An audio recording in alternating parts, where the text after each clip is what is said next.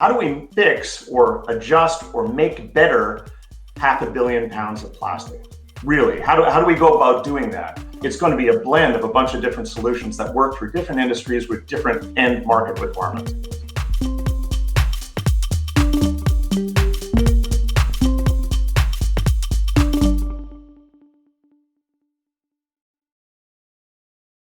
Hello.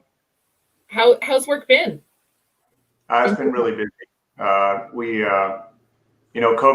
COVID's been a big distraction for the world lately, but probably a good one. You got to take care of your parents and your grandparents, but it has not stopped the level of interest in what we're doing, and also the level of need. In fact, it's probably bumped up a bit, the level of need for finding sustainable and alternative solutions for the materials that we're using every day. I feel like COVID has opened the doors for innovation and opened people's eyes for how broken supply chains are, and even drawn attention to things like labor laws and the plastics and the pollution and the recycling and the greenwash and all of it. Maybe people spending some time at home for a little while has made them, stop for a second and start thinking and start really thinking about what's going on in the world. And it's been a real evolution for me personally, getting involved in the plastics industry and sustainable plastics and sustainable materials, and also in hemp, and learning more and more about what's going on in the world and what we can do about it. So and I'm talking to a lot of people. Everybody's at home, of course, so everybody wants to meet everybody, and you don't have to get on a plane, and you don't have to fly for like 3 days just to go and meet 3 people. That used to be so wasteful. So now you've got this kind of process where you're meeting people and getting to know them well before you go and meet them in person. And maybe that's a good thing. Maybe that's an enormous environmental benefit, but also just an economic benefit to the world in establishing new ways and new methodologies to meet, greet, and get to know people and get to trust people, because business moves at the speed of trust. So getting to go and do that before you actually have to go and meet them. Because I used to spend all the time in the air and all the time at conferences that I felt were, largely not very effective. And you're far better off trying to establish and getting past that early stage in knowing people, and then going and meeting them, because frankly, that's still needed, significantly needed for trust and for creativity. I feel like there's a big piece that's lost in this type of communication. However, it's taken the awkward or the unfamiliar out of this type of conversation, right? And so now it's almost like, well, everybody's doing it, and so it's not awkward to be. I mean, I hadn't even hosted a Zoom meeting before now. I hosted live events all the time, and that was normal. That's where I played in my space, and I always found with video calls, it was like, how do I end them? How do we end this video call? There's kind of an awkward. Now we've all created the norm of how to end a video call. And it's nothing. It's like, okay, thanks everybody, goodbye. And so you have 4 or 5 of them a day and you get through it. Good. But in the meantime, what that does, the magic of a video call as well, is that in an early stage of getting to know people who may be all over the world. I was just talking to a guy in Italy about an hour ago, and it's great because they can see you, they know that you're a real person, and they can see the product that you're talking about. And so you can really skip a whole bunch of steps in that whole getting to know you and the sales process. But sales is too unfamiliar. I think it's the way I kind of look at our business is, how do I create a relationship? And this is going to sound corny, but it's just the reality of it. My business is about recurring revenue streams. How do I create a dependable recurring revenue stream with customers who are generally risk averse? And if I'm going to do that, then I need to be able to say, okay, I'm going to build a relationship with you. You can trust me for the next several years. And in exchange, I'm going to do everything in my power, and I won't always be successful, but I'm going to try and do everything I can to build that trust with you and to be able to supply you and be able to give you material and make sure that I'm telling you the truth and make sure that we're delivering what it is that you expect. And this is a great way to get that started, because I can show them the products that can be made with our plastic and how we go about doing it. Okay, so we already have a question, and I'd really, real quick, before we dive into a question or into really what you do, tell me a little bit about your company and what's your role there, and where have you guys been compared to where you're going? Absolutely. Well, we're the Hemp Plastic Company. We've been around for a couple of years now, but really our founder, Paul Benheim, is a hemp industry entrepreneur and really kind of a visionary in the space. He's been working on hemp plastic alternatives for about 25 years now. He also built a CBD company, a hemp food company. He's a farmer. He's written 9 books. Paul's great. Paul's a machine, but he's like a nice machine. You know, it's kind of like one of these guys who's like, I'm really into what I'm doing here, and I really want to make a difference. And I think the hemp plant is amazing, and so he's all in hemp. And Paul and I got to know each other, and I came on board about a year ago, and we looked at this kind of. There's kind of 2 major shifts happening in the world today. One is we're using an awful lot of plastic, and probably too much of it. But when you start thinking about all the packaging alternatives out there, you know, okay, so maybe it's plastic or aluminum or paper or wood, but it's still a lot of stuff. So how do we go about, you know, taking a look at the hundreds of millions of tons of plastic we produce every year and behave better?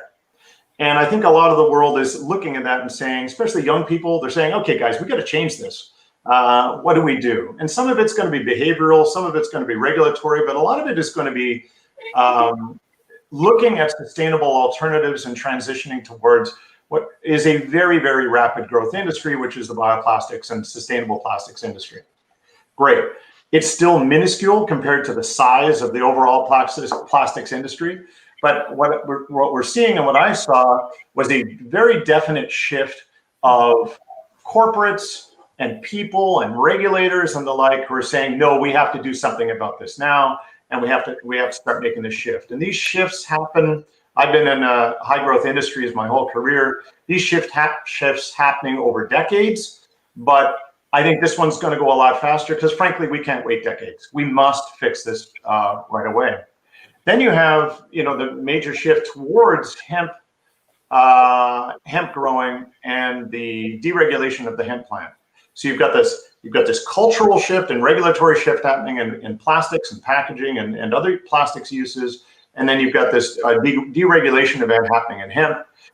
And hemp is largely, in my opinion, a disruptive technology in the agriculture space. It is something where it's an incredibly effective plant in a number of different avenues, whether it's hempcrete, hemp plastic, hemp foods, hemp medicinal things. Right. So it's something that's going to disrupt a lot of industries.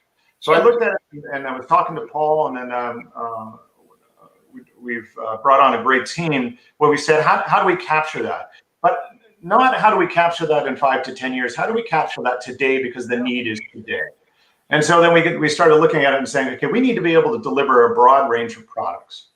Are the products all, how do we get products that are reasonably priced, that provide a sustainable and meaningfully sustainable alternative to the existing plastics being used today in industries that use them in large volume? So it's got to be at a reasonable price or a inexpensive price, but have a lot of the properties that still exist for in the plastics that people are using today, using the same machinery that they're using today to make those items.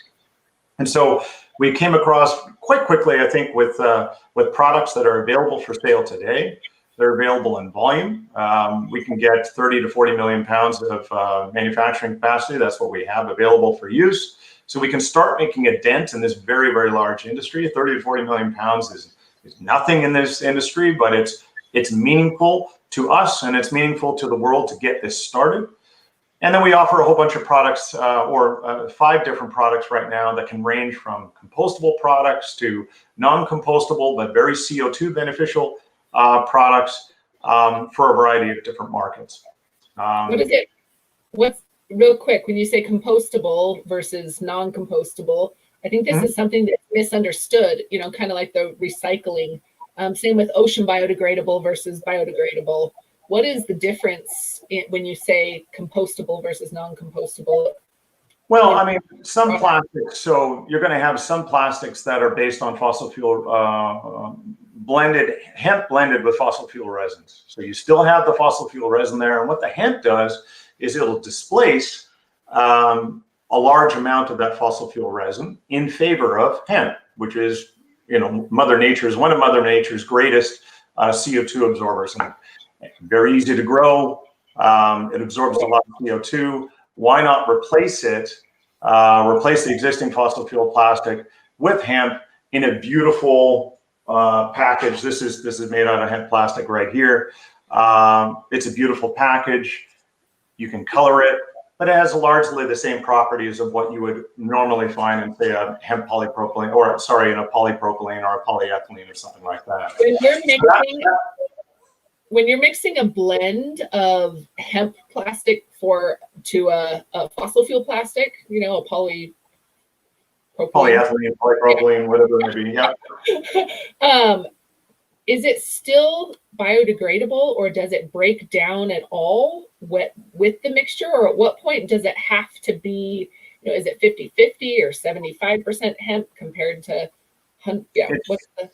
It depends on the base polymers that you're using. So some base polymers will be 100% bio, but they may still not be biodegradable. So what you do is you might take a sugar cane or another plant sugar and convert that into a bioethylene, for instance. Some of them will be like a polylactic acid. So a polylactic acid will be compostable. It's commercially compostable, so it's compostable at certain temperatures and in the right environment. And then it can compost reasonably quickly.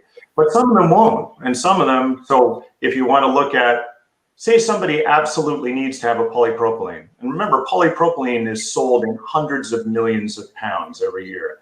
Say they absolutely need a polypropylene. We might be able to say, okay, fine, if you're using 10,000, 50,000, 100,000 tons of polypropylene a year, why don't we convert you into a more sustainable polypropylene, which may be a hemp polypropylene, for instance. And that will, in our particular case, we take about a quarter of it out and we put it with CO2 absorbing hemp. It's a renewable resource. That hemp is quite possible, in our particular case, that hemp is quite possibly going to be burnt, put in landfill, because there's a large waste component to the existing hemp industry and the various different components of the hemp industry at the moment. So we need to be using that material, address that waste issue, and frankly, sequester CO2 while we're at it. So that people can have this kind of, they can partially fix. Look, there's no magic bullet for this. We're talking about 350 million tons. How do we fix a good sized portion of it? And then down the road, when we find the unicorn, which is a fully compostable plastic that can be used for any application, but is cheap as fossil fuel plastics, has an unlimited shelf life until you don't want it anymore. Okay, yeah, sure, that'll be great. But we have to act now to start fixing the problem now. And that's why we've taken this kind of ranged approach, depending on what people need in terms of the particulars of the particular application that they have. Okay, so one of the questions was biodegradable rate of hemp plastics. Do you know that? I know you've got a whole team of experts, but I don't know if you know the answer to that question. It really depends on the base resins that you use. If you and we haven't done the biodegradability testing on all the different plastics that can be made with hemp. So I need to be careful on how I answer this. But in some cases, if you have a biodegradable base resin that we blend with our hemp, it's going to biodegrade roughly at the same rate as that base resin, because hemp is naturally biodegradable. If you blend it with a compostable material or another material that takes longer to biodegrade, then it's going to take generally the same amount of time that the base material is going to take in order to biodegrade. So for us, it's not all about biodegradable, although biodegradability is important, and that's why we offer products like that. But we also are saying CO2 is important. Renewable resource is important. Instead of using natural gas, we could be using a plant that essentially grows like a weed. How do we fix or adjust or make better 500 million pounds of plastic. Really, how do we go about doing that? And it's going to be a blend of a bunch of different solutions that work for different industries with different end market requirements. Well, I think I had somebody on yesterday that said the exact same thing. This plastics market and industry is humongous, and the amount of work that needs to be done is more than anyone. I mean, where do you start? But take one piece where you can make an impact. And what I didn't realize is hemp plastics sequester CO2. I didn't. Yeah, hemp is a particularly great plant for absorbing carbon dioxide. Yeah. And so depending on which report you read, 1 ton of hemp stock will absorb about 1.6 to 1.8 tons of carbon dioxide. So if you think about it, if you think about what a plastic is doing, like if I can take out some polypropylene, and let's say in 4 tons, I like to use 4 tons because we run around 25% hemp. If I have 4 tons of a fossil fuel plastic and I take 1 full ton out, not only am I removing the CO2 component of the one I'm taking out, but I'm actually sequestering 1.6 to 1.8 tons of CO2 for every ton I take out, because I'm putting hemp in there. And particularly if people are planning to landfill or burn or whatever that hemp, that releases the CO2 back in the atmosphere that's been, captured by that hemp. So we're trying to say, look, why don't we take that, great natural event, which is the CO2 absorption caused by growing hemp, and find a way to deal with it and address it instead of just letting it go right back into the atmosphere. Yeah, that's incredible. So then what, I guess when you're burning the plastic or the plastic waste, when it's hemp, it's not releasing that back into the earth, you're saying? Well, if you, it really depends on how you dispose of that. But, for instance, in CBD, you create an enormous amount of waste because you're really only using the top 6 inches of the plant, the flower component, and then you're extracting CBD out of that and hemp oil. And so you end up with a very large amount of waste relative to the material that you created. And then the question is, okay, how do I dispose of this? How do we do it? And I get calls all the time with, hey, I've got millions of pounds of this hemp waste, and I got to decide what I'm going to do with it. Some people can bury it. Some people can burn it, or you can put it in landfill. It really depends on what's going on. And I say to them, look, let's displace existing fossil fuel plastics in particular markets. That doesn't apply to every market, but particular markets might be very, very good, and we can use that hemp. And then we're trying to say, okay, let's not be as much of a waste culture as we've been in the past. Yeah. So I love this idea. Can you talk to me a little bit about what types of products are common? I guess for me, when I talk to people about hemp, they still are often at the level of assuming that I'm smoking or that we're taking CBD. They haven't now. I mean, the idea of hemp plastics is still a dream or still just a thought for some people, and it's hard to comprehend, right? I hear a lot of times, automobiles. What are some big? I get a request for cell phone cases made out of hemp. Large manufacturing companies for cell phone cases. What are some other big things that you're seeing? I see some of the items behind you that you've got. And are they based on different textures, or I don't know how plastics are graded or ran. It's not just a one size fits all, like you said. One of the beautiful things about the plastics industry is that you need to be in it for a long time to even fathom how many uses plastic has.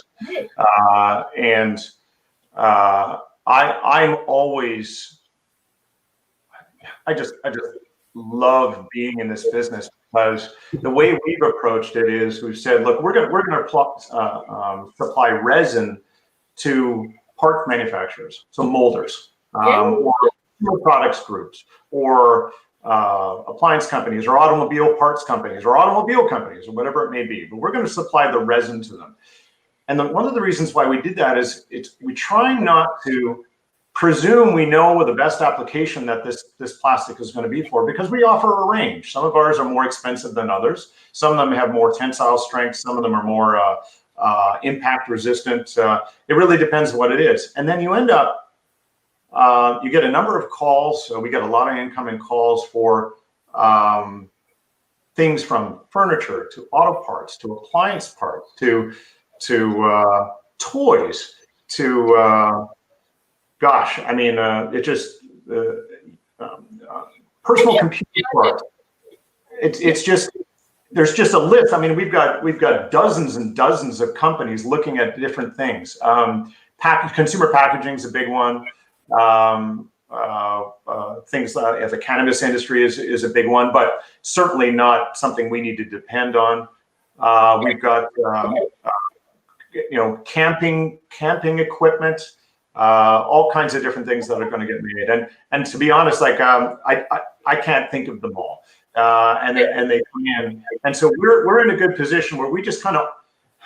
I used to be in another business; it was a high growth business as well, in the semi space, and we said, look, we don't. Maybe this isn't good anymore. Maybe I'm old, but we don't supply the guns. We supply the bullets.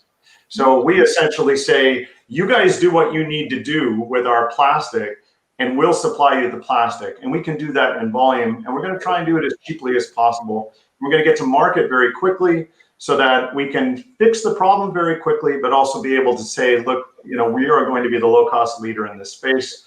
And we really, really support our customers. If they come to us with an idea, we say, great. I don't want your idea. I want to sell you plastic. How do I help you help your part of the industry? Clothing has been one. Components to clothing, even just electronics, circuit board material.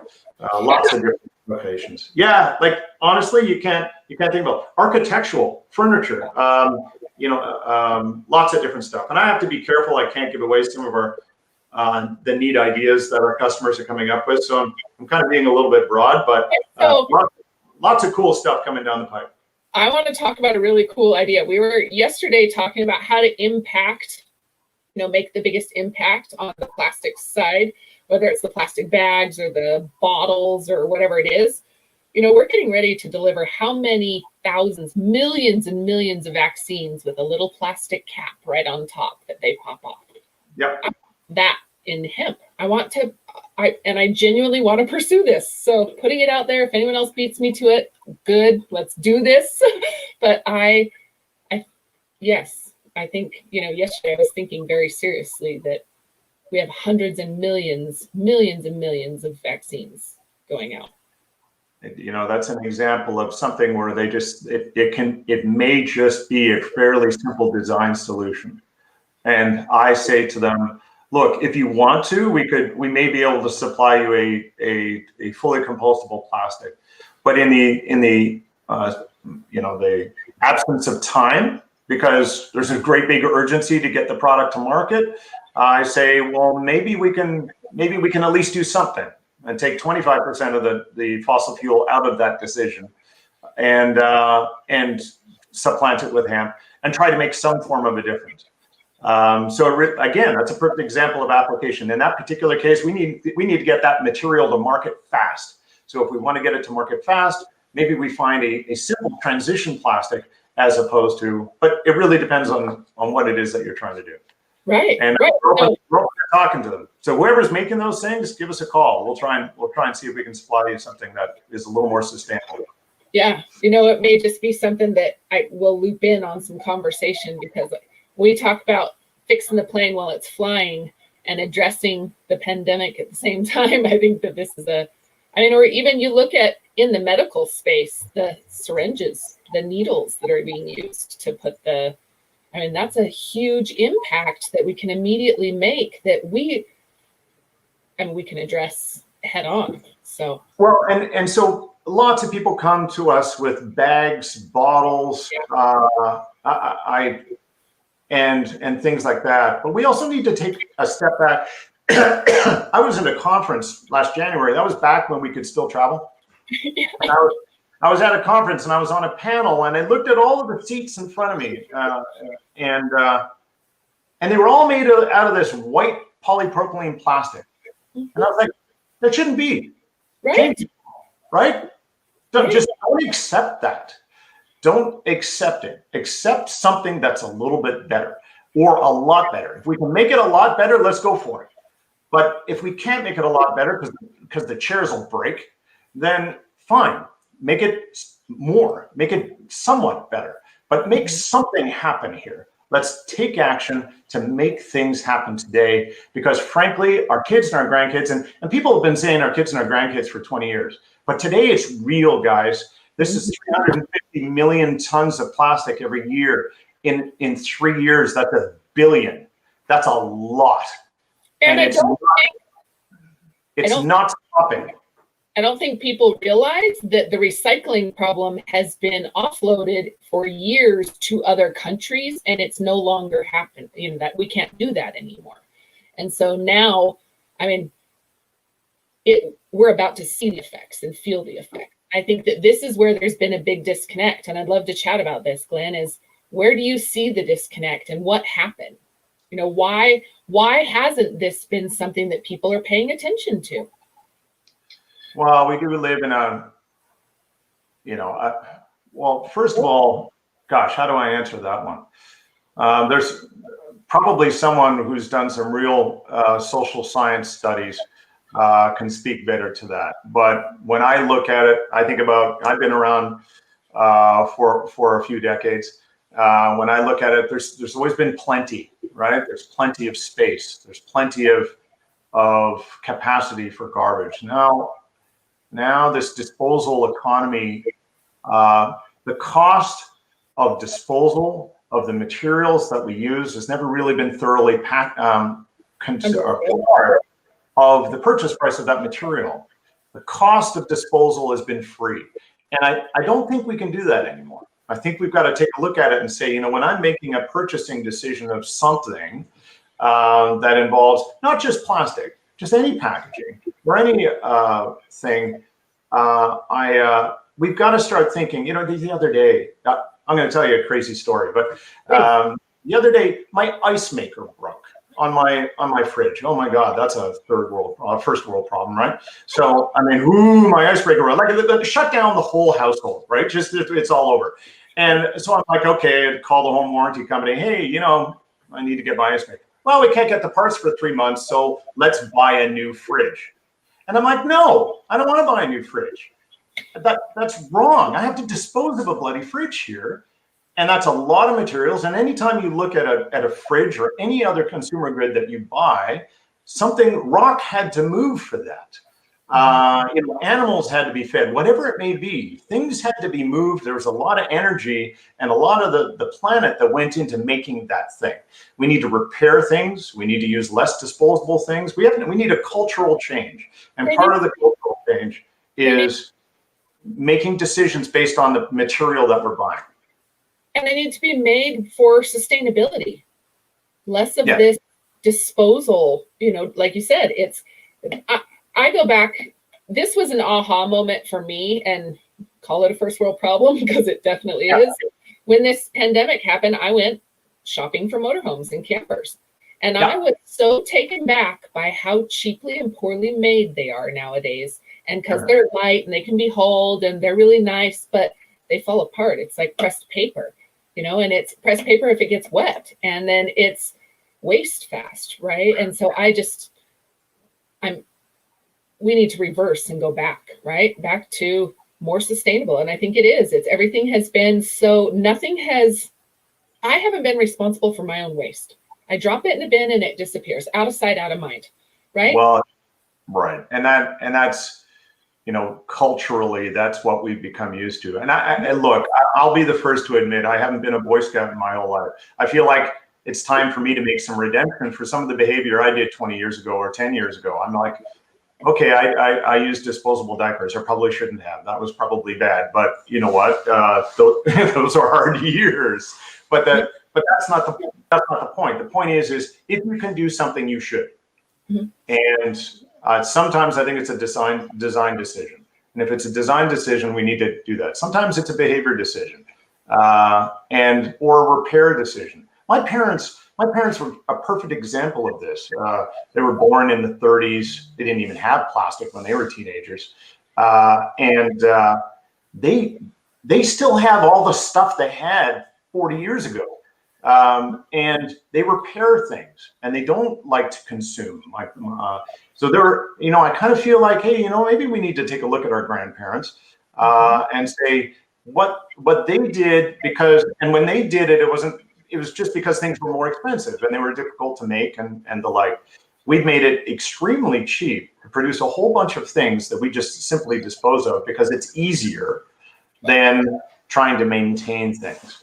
And maybe that's part of it. So design decisions, reuse, taking care of the things we already own maybe that's something that we all need to be thinking about and doing more so that our grandkids aren't cleaning up our mess. I think that it has been maybe under discussed, or there's been a lack of education at the expense of the convenience that we've become accustomed to. And when I say expense, not just to the earth, but to the people, right? You look at like the labor laws and human trafficking that's, really come to surface recently.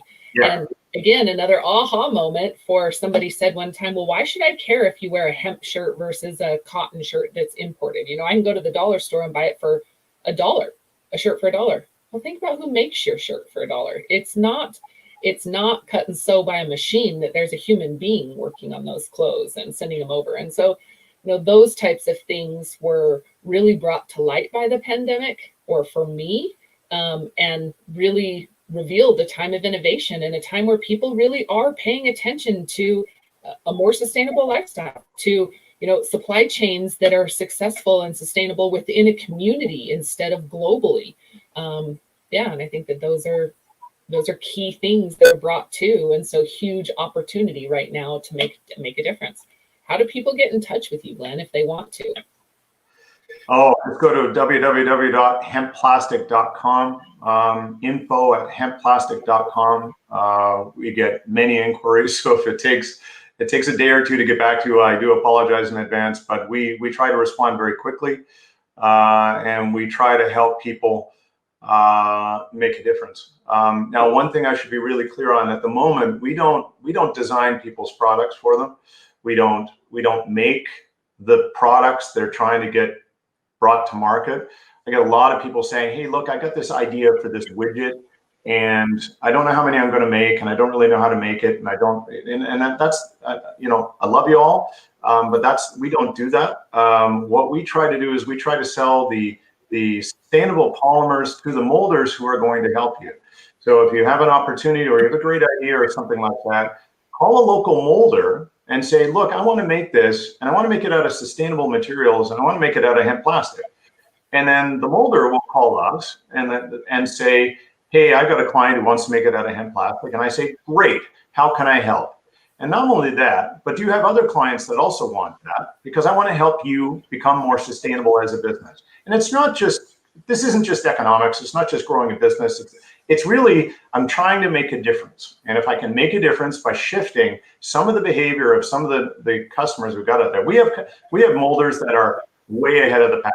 They're like, yeah, this is coming. We see it coming. I want to get in front of this because we know the demand is going to be there. And I personally agree with them. And I support them like they're my, like my brother or my sister. But so get in contact with us. We'll try and do our best to put you in touch with the right people. We typically focus on injection molded applications. So maybe not the shampoo bottle, but we can do the cap at the moment. As we get further along in our product development, we're going to offer different polymers for different applications. We don't do plastic bags, thin plastic bags at the moment. We get a lot of requests for those kinds of things. We're looking at, parts, injection molded parts. We're talking about multi-billion pound markets. And how do we go about transforming some of those with low cost, sustainable plastics that allow people to make a difference? Okay, so I, again, am really uneducated about this plastics industry, and I thought there was just one type of plastic that was used for everything originally. When you say injected molding, what are some, you say parts, what are, I go to car parts that are metal. What other parts, like mouse, keyboard, that type of? Mouse, keyboard, computers, like frames, look, I got a post office scale that's sitting on my credenza over here. I mean, this thing should be hemp plastic. Okay. Chairs should be hemp plastic. Jars, bowls. This is something called roll sheet material. So you can buy these 8x8 sheets of plastic that can be made out of hemp plastic. And by the way, we can make it in all kinds of different colors. Some of these, that's black, so you don't get to see the speckles that much when it's black. But it gives you this gives you a rough idea of the various different colors that we can make it in. But I mean, take a look at our website, www.hempplastic.com. In the customer section, you'll see some of the innovative things that our customers are doing. And we have more things coming down the pipe. It's just we can't release them before our customers do. So we want them to, we're here to support them. And then as soon as they're ready, we'll start putting up their products onto our site because we love them. And we take care of our customers. So that's an example of, I love this white color with the speckles. It looks awesome. So okay, I want some samples of those. How do I get samples if I want to show people? Can we get little, splotches or squares to show different types? Absolutely. I'll send it to you. No problem. Awesome. Yeah. Awesome. Okay, so moving the industry forward, what do you think we need? Where do you think we really need to come together as a community to make this difference? Obviously utilizing it, but what about the education piece? Where do you think education falls in this? Yeah, I mean, I was going to say, where does this need to go? It's kind of like you kind of need a pretty big mental shift, and I don't need a big mental and industrial shift to achieve my very small objectives, which are, how do I, in my little world, make as much of an impact as I think reasonably possible in the short term. And then after that, we'll get much, much larger, and we'll do it in a variety of different ways that we currently are not doing today. So I'm fine with that. But I think as a society, yes, I think we really need to get a very good understanding. We have to educate, and we have to educate old, young, and middle-aged people as well on, this disposal society, that you can still drink water out of glasses and then you wash this as opposed to bottles. So there's something about adjusting consumption. There's people telling people what is going on in the plastics industry. And plastic, don't get me wrong, plastic's an amazing thing. Yeah, it can be formed to all kinds of different things. It's extremely inexpensive. It can be strong, it can be flexible, there's a variety of different components to it that make it an incredible material. And that's why we use so much of it. It's incredible.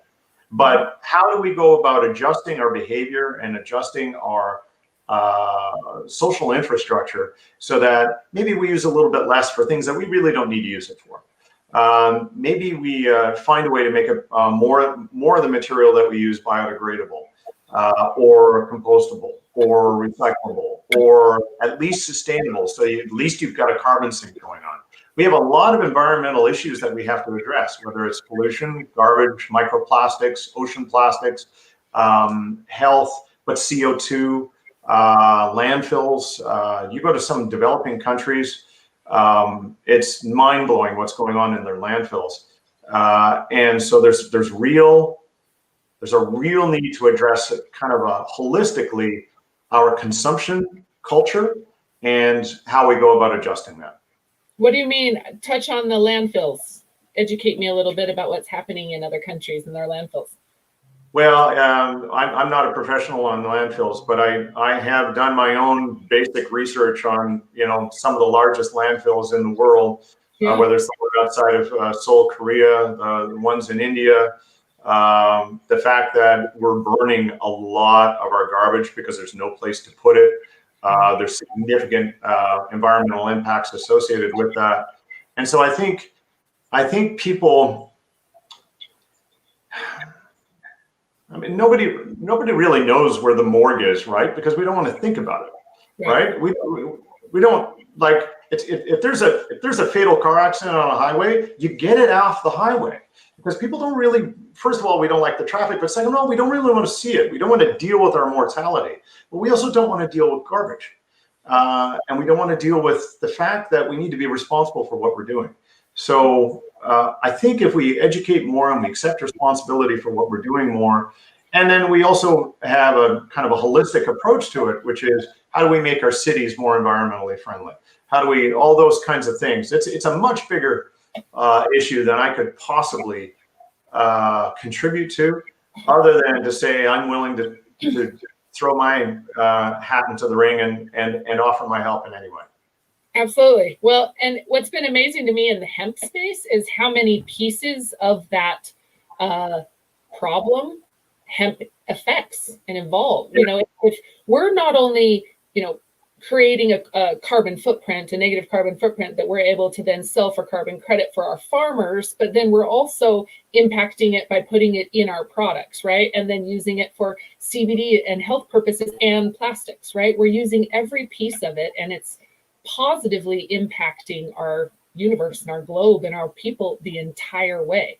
I think there are a lot of other solutions out there, and I'm not discrediting them, and I'm not saying hemp is the end all be all. No, not at all. But I'll tell you, the impact even from corn-based plastics to hemp-based plastics on the earth when growing it is a substantial difference. And I think that that's what's been so eye-opening to me, understanding it's not necessarily the best solution for every application, but definitely something to consider, you know, and definitely something when we talk about better decisions, it's something that comes to mind all the time now. I've had the pleasure during the past little while of learning more and more about hempcrete, and that's an amazing material. I think there's a huge future, environmental future for hempcrete, and that's not what I do. That's not what we do, but I encourage your viewers to read up on it. There's some really cool things happening in hempcrete right now. So after you hung up yesterday, we had an entire conversation about this, and oh, really? Cool. Yeah. We talked about, you know, the education piece, and we talked about the opportunities for revitalizing sidewalks in other countries and how, you know, impactful that would be and how we could do that, bringing it into the United States. And one of the things we talked about that really I wanted to bring up and sunk in is an opportunity to integrate the STEAM and STEM entrepreneur. So the arts, you know, and I think that one of our members brought up an opportunity where we could put out a contest. So I'm just kind of talking about this. It's more idea, but I think it's a genius idea. But a contest to where we get people to create artwork out of hemp, whether it's plastics, whether it's hempcrete, it's structural, but inside of the artwork, we're able to then, you know, show how much carbon it's sequestering, how much, you know, CO2 it's sequestering or carbon it's releasing, whatever. But then draw attention to, oh my gosh, that's made out of hemp. And it could just be a, you know, simple brick structure made out of hemp bricks or concrete, or a big plastic, you know, hand that's now made out of hemp. I mean, you see these all the time, but I would love to, I mean, I think that opens an entire new interest in hemp around art, and a simple walking by to say, wait, that's hempcrete, and wait, that's what it feels like and looks like. Where coming from me, I think people feel like I'm shoving it down their throat. It's all I talk about. It's I eat, breathe, and sleep the value of hemp, and with the intent to change the world and change the way people think about it, because it really is, it's life-changing. And it hasn't, the problems that I've been slapped in the face with as I've gotten into this around labor laws and supply chains and pollution and, you know, the recycling, I just wasn't aware of them. They didn't affect me. They were out of sight, out of mind. I put my garbage inside the garbage can. I was offended if I saw somebody, you know, litter, but I don't feel a whole lot different now just putting it in the garbage or buying even polyester clothing. I mean, that piece alone is very, very impactful. And so there's so much of this that I think we can, I mean, it's going to take an army, right? It takes a whole tribe to. Yeah, and things do change, and I have a fundamental belief in the goodness of humans, and we are going to try and take care of our children and our grandchildren. And I think really what we need to do is we need to educate people on what's actually happening, not what they think is happening. Mm-hmm. And so that also requires trust in the education process. And so there's, I've seen that being affected in the last 10 years. We've really tried to get an understanding of what is real information and what is biased information. And so we're trying to, I think we as a society got to figure all that out as well. So lots of work to do, but I think our heart's in the right place and we're going to try and fix it. Absolutely. And I think it's going to take, I guess that's why I started this group, right? Is to have conversations just like this, to be able to move the needle and put minds together and give people a place to have the conversation, as well as a place to get the information, right? I was really taken back by that in the hemp industry as well. When I'm new to the space, within the last year and a half, and you assume when you walk into a store, you know what you're buying is safe because my food is regulated, right? So I assumed in the CBD side. I also assumed that in the textiles or in these others, right? I have something that's come up in some of our meetings is in our, say, hemp plastics, or understanding how to recycle them, or if they are recyclable, right? And that when a customer can label a product hemp plastic, it doesn't have to be 100% hemp plastic, right? Yeah, we've seen a few things out there. We're kind of wondering, okay, what is the hemp content of that? Like there's some things out there that we look at and say, yeah, I don't know whether maybe they got the essence of hemp, or maybe they have the idea of hemp in that product, because I don't see where it is. So yeah, we do see stuff like that out there. So I'd be curious if we could, or just like in a food label, can you label plastics with hemp? How much is in it, or how do you dispose of it? Or I'd be interested in that, because again, it comes back to this education piece of what I perceive or what I've been marketed to, what's been sold to me versus what's reality. And so how to, I guess, mitigate that risk for people. And I'd love to see some sort of label or some sort of content to know, hey, it's 50% hemp and 50%. Yeah. I think that's legitimate. And I think the way I kind of look at it is I try to be, we are honest with our customers. This is exactly what you're getting. And the reason we try to do that is because we know, God help us, we're successful, and we will be. I firmly believe we're going to be quite successful. We're going to be large enough for people to notice, right? And that's when you get tripped up. And you see that in companies all the time. You see them, they run around, and maybe they obfuscate the truth or whatever it may be. And then they get successful, and then they get found out. I'm like, I don't want to get found out. I want everybody to know already what it is that we're doing, so that when we're successful, it is, yep, that's exactly what I told you were going to get. That's what you're going to get.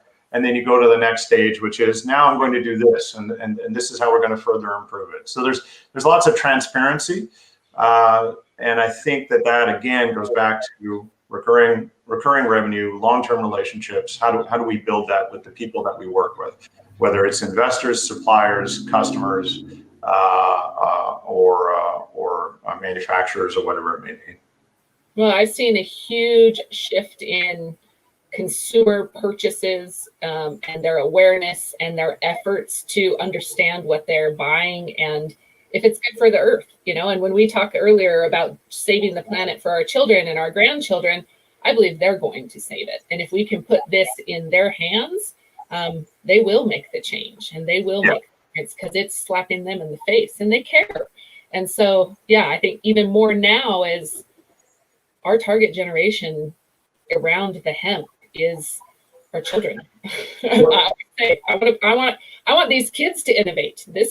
We're going to see the next big creations out of hemp and hemp plastics and biofuels. I can't wait until. We literally have no idea what they're going to come up with. That's the part about it. It's the level of education, the amount of intelligence, the number of smart people in stable, wealthy countries is just exponentially grown in the last few decades. So a lot of really cool things are going to come out, and we don't even know what they are yet. So yeah, I want to hire some of those very smart people as well. I'm looking forward to getting to that point where we're building our team and really bringing really innovative products to market.